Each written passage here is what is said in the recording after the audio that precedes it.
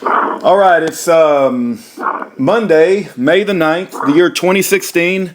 It's one day before Tommy, my friend, the Texas Deacon. Your court date is tomorrow. I have you on the phone. You realize that I'm recording. And I think Aaron... Absolutely. Very good, very good. Well, we wanted to talk to you, Tommy. I think Aaron wants to come support you. I've got to work, so I won't be able to make it myself. But if people do want to come support you in the courtroom and actually witness your hearing, where should they be? What time should they be there? And can you tell us anything about what's going to happen tomorrow? Okay, and now, tomorrow is 10 o'clock Tuesday, and it's at the sub-courthouse in Forney. It's downtown Forney. I don't know the exact address. You can't miss it. It's on Main Street. So, and I am going to attempt to defend myself against these bogus charges. I mean, they're actually virtually a joke, but, you know, what can you do?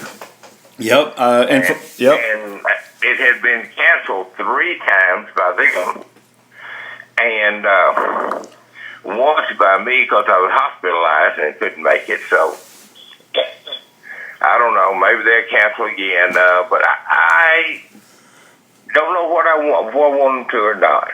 Yeah. But there's a lot of things I've learned that I want to share with the people about our process and what's going on. Wow. And so, yeah. Tommy, you mind if I ask you? I think I've asked you this before, but just so the audience can hear it, you're pretty close to 70, if not 70 already. Do you recall like the number of times you've dialed 911 in your life to ask for assistance from our illustrious government? Okay, I'm 73. Okay, all right. You thought I was 55 or 50. I thought you were 69. I don't know why I thought that. 69.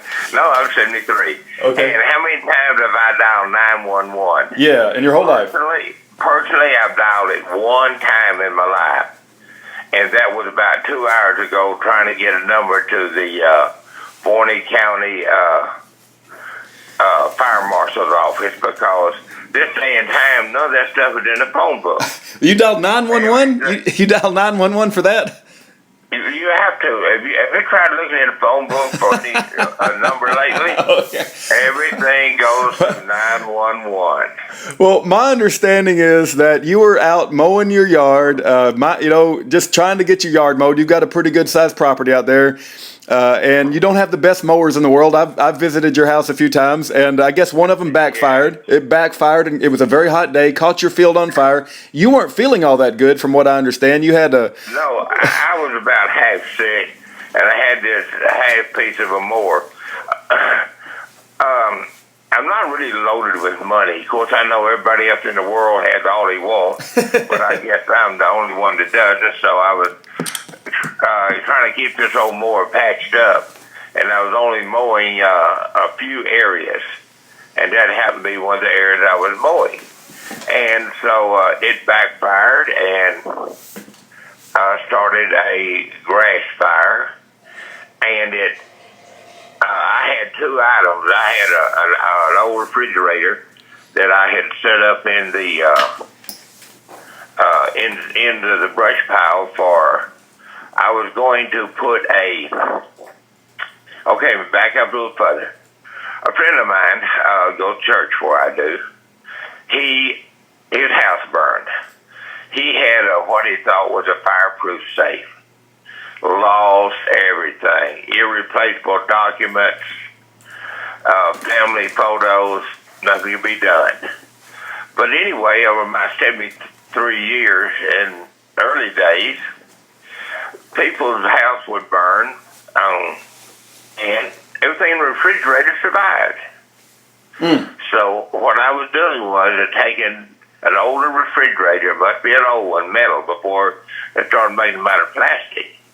And I was going to burn it, and I was going to put one of those, for lack of better terminology, Walmart fireproof boxes inside the refrigerator, and then burn it and see if fragile material would survive. We're talking about something as fragile as toilet tissue would survive.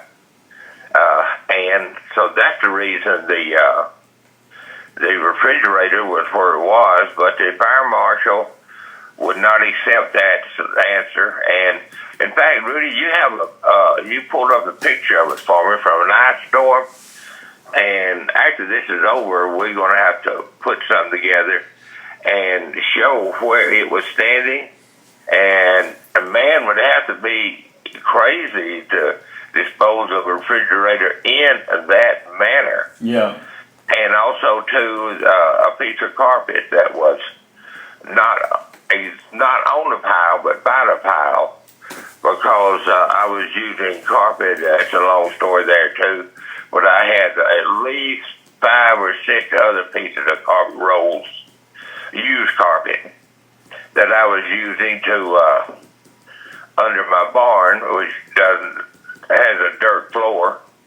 And when black land gets hard, it cracks, and tools were dropping through the cracks that I never saw them again. So I had to, I had the carpet to help cover the floor. Yeah, people that don't understand blackland don't understand how the cracks can get so big that you can lose a small toddler if they walk out in the front yard. But you say that tongue in cheek, but I have actually stuck my leg to my knee. Yeah. In a natural crack that appeared out on my property. Well, Tommy, for people that might be listening to this for the first time, basically your lawnmower, while you were mowing the lawn, caught your field on fire from a backfire. It caught this rug on fire, as well as, I guess, the carpet was laying up against the refrigerator. The tile. Oh, okay. Because I drug it there because I don't have a lot of strength. And that was the closest I could get it out of the way, and that was was near where I was going to use it. And in fact, from the photos, that the entire brush pile burned, except all the carpet part of it burned. It's proof in itself that I did not have it on the pile, but beside the pile. Yeah. Well, and what they're saying is that because you started this fire and it burned some material that isn't approved to be burned in the Kaufman County, they're going to charge you several $100 fine, $300 or $400. I don't know the exact amount. And your position is that it was an accidental fire. There was no intention to burn any of that, and it was on your own property. And you're grateful they came and put the fire out. But to charge you this fine when you don't abuse 9/11 services, your whole life you called them. You said 1 or 2 times. That was a couple hours ago. Okay, one time. Well, so from your perspective, you're going to take the position you're not going to pay the fine, and your friends and family are concerned they're going to throw you in the pokey tomorrow. Aaron's going to come down and support you. So we're gonna pray, keep you in our prayers, Tommy, that we don't have to start a free Tommy the Texas Deacon campaign. We don't want to see you eating beans and. To make one thing to make it a little murkier, in the charges against me, the fire is I'm not charged about the fire at all. Okay. Just illegal dumping and disposal. That's it. Illegal dumping. It's your own property. This is property you've owned for how many years? How many years have you owned it? 20 years. So because you had let me get this straight. Because you had a refrigerator and a piece of carpet on your own property, they're charging you with illegal dumping? Has nothing to do with the fire? Right. Okay. And I have 10 acres out here. Yeah. It's a lot of work to maintain it. I know it is. Yeah. Hey, listen, if anybody can be there, show up, please, and give me some moral support. Yeah. I'm putting together my spiel together now, and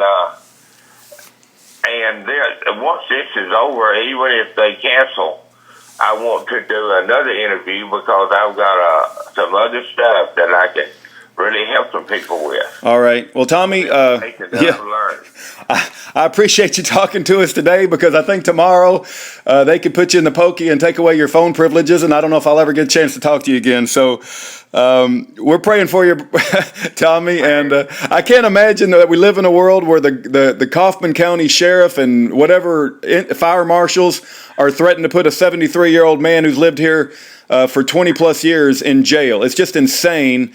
And I think our entire law enforcement judicial system has lost their mind. But we're going to pray for you, Tommy. Anything you want to say? I'm going to go ahead and shut it down here pretty quick.